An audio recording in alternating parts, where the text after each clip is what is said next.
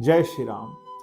सुना जाता है कि एक महान राजा इस देश में हुए जिनका नाम था सहस्त्रबाहु। जी हाँ, सहस्त्रबाहु का मतलब जिनकी हजारों भुजाएं हों। है देश के माहिष्मती नगरी के राजा थे सहस्त्रबाहु। ऐसा माना जाता है कि भगवान विष्णु के मानस प्रपोत्र थे और सुदर्शन चक्र के अवतार थे। इन्होंने बहुत कठिन तपस्या करके भगवान विष्णु के अवतार दत्तात्रेय भगवान को प्रसन्न किया और उनसे ये वरदान मांगा कि मुझे हजारों भुजाएं मिले और प्रत्येक भुजा के अंदर कई हाथियों का बल। ऐसा ही हुआ और वो ऐसे महान राजा बने। उनकी कीर्ति सब तरफ फैल रही थी। जब रावण को पता लगा तो फिर उस समय उनका नाम एक नाम और भी था, कार्तिवीर्य। रावण ने सोचा कि मैं जा करके उनसे युद्ध करूंगा। तो रावण जब उनके देश की तरफ जा रहा था तो वहाँ रास्ते में नर्मदा नदी में स्नान करने के लिए रावण घुसा। संयोग की बात थी कि उसी समय कार्तिवीर्य या फिर सहस्त्रबाहु अपनी रानियों के साथ जल क्रीड़ा कर रहे थे नर्मदा नदी में। जब उन्हें पता लगा कि रावण यहाँ आ रहा है तो उन्होंने अपनी भुजाओं के बल से नर्मदा का जल पूरी तरह रोक दिया। रावण को जब ये बात पता लगी तो रावण युद्ध करने के लिए उनके सम्मुख आया, लेकिन उन्होंने रावण को चींटी की भांति उठा लिया और उसको कई समय तक कैद में रखा।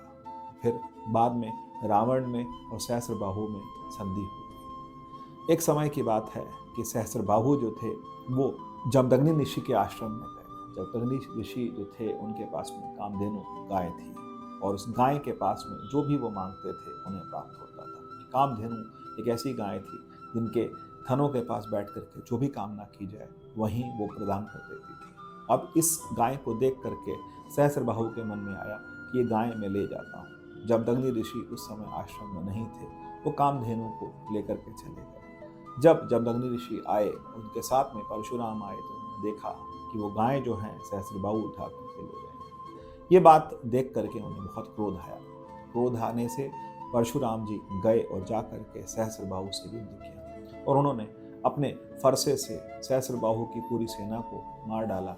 उसके साथ साथ सहस्त्रबाहु की हजारों भुजाएं जो थी वो काट डाली।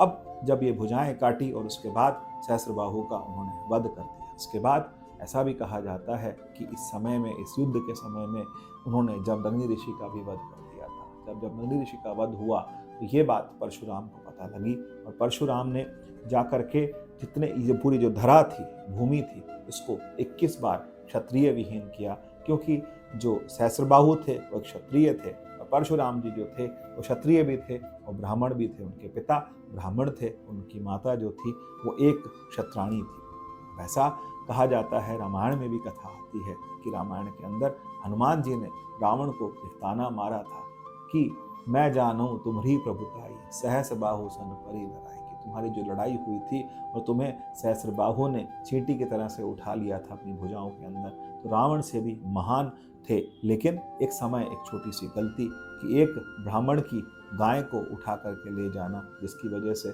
सहस्त्रबाहु का वध परशुराम ने किया।